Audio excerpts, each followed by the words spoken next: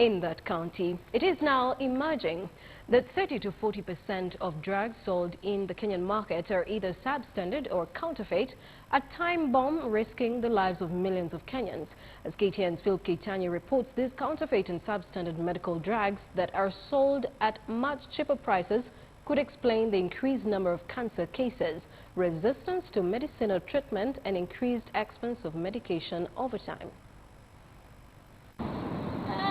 That Kenya is an open economy comes with merits and demerits in equal measure. The last few years have seen an influx in substandard and counterfeit goods into the country. The local manufacturing industry is already counting the cost.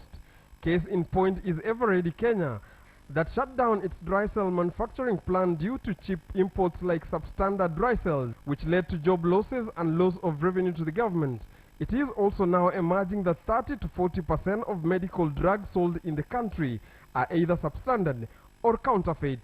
The medicines which are mostly counterfeited, of course, are the ones which are going to give you more profit margins, and those are the branded medicines, the ones which are produced by multinational companies.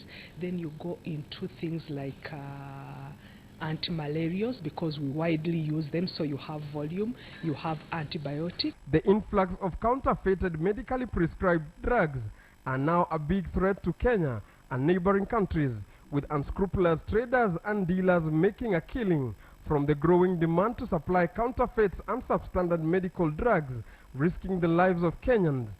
These drugs have led to body resistance to genuine medication. Counterfeiting is really a wide range. There are some counterfeits which will imitate the original medicine, but they want to capitalize on the name of the medicines to sell it. But the worst part of counterfeit is where there is no medicine, but it's called by the name of the medicine. In Kenya, the law requires that all medicines sold in the country are tested as a prerequisite for registration by the Pharmacy and Poisons Board. However, very few licensed players abide by this law, allowing unchecked and unlicensed medical drugs to flood over the counters of chemists and pharmacies. The counties with their limited budgets, they focus more on the price of the medicine as compared to the quality of the medicines. However, efforts are being made through the Mission for Essential Drugs and Supplies (MED) that are set up the WHO standard laboratory to test drugs before distribution. We don't do what they call market pharmacovigilance, where you are able to pick medicines either at the port of entry or when they are circulated within the system, and being able to pick them up. There are only 7 WHO pre-qualified laboratories in Africa and 2 of them in Kenya.